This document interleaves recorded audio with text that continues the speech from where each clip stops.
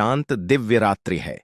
बोधि वृक्ष के नीचे, जहां पूर्णिमा का चंद्रमा काले आकाश में एक उज्ज्वल मोती की भांति चमक रहा है, यही वह स्थान है जहां सिद्धार्थ गौतम के बुद्ध बनने की कहानी प्रारंभ होती है। 6 वर्षों तक कठोर तप और अत्यधिक संयम का मार्ग अपनाने के बाद अंततः सिद्धार्थ इस पवित्र पीपल के वृक्ष के नीचे बैठे। उन्होंने यह अटूट संकल्प लिया, जब तक मैं अंतिम सत्य को प्राप्त न कर लूं, यहां से नहीं उठूंगा। चारों ओर नीरवता थी और रात्रि की मंद बयार में वृक्ष के पत्तों की धीमी धीमी सरसराहट हो रही थी।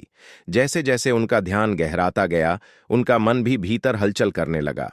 स्मृतियां लहरों की तरह उमड़ने लगीं। उनकी प्रिय पत्नी यशोधरा का चेहरा, उसकी सौम्य मुस्कान और वह दृष्टि जिसमें अपार स्नेह था। फिर उनके छोटे पुत्र राहुल की झलक आई, जिसे वे शिशु अवस्था में ही छोड़ आए थे। इन स्मृतियों का भार उनके हृदय पर गहराई से छा गया। ये केवल यादें नहीं थीं, ये उनके दृढ़ निश्चय की अग्नि परीक्षा थी। हर स्मृति उन्हें खींच रही थी, जैसे पूछ रही हो, क्या तुम्हारा मार्ग सही है? क्या तुम्हें अपने राजसी जीवन, अपने परिवार, अपने पुत्र को छोड़कर आना चाहिए था? महल का सुख, परिवार का स्नेह, शाही उत्तरदायित्व, सब मन में लौट कर आ रहे थे, मगर इस बार कुछ विलक्षण हो रहा था। सिद्धार्थ उन विचारों से लड़ नहीं रहे थे, वे उन्हें बस देख रहे थे।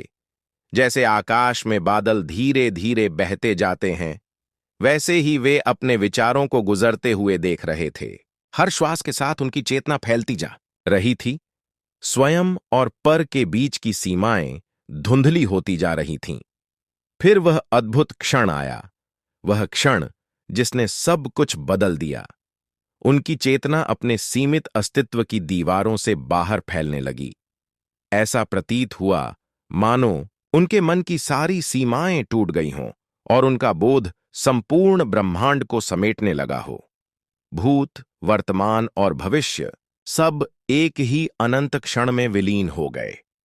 उन्हें समस्त प्राणियों का दुख स्पष्ट दिखने लगा और साथ ही मुक्ति का मार्ग भी। उनकी चेतना इतनी व्यापक हो गई कि उसमें हर तिनका, हर तारा, हर जीव का सुख और दुख समा गया। उन्होंने स्व के बंधन को पार कर असीम सत्य को छू लिया था। जब प्रातः का तारा आकाश में प्रकट हुआ, सिद्धार्थ गौतम बुद्ध बन चुके थे।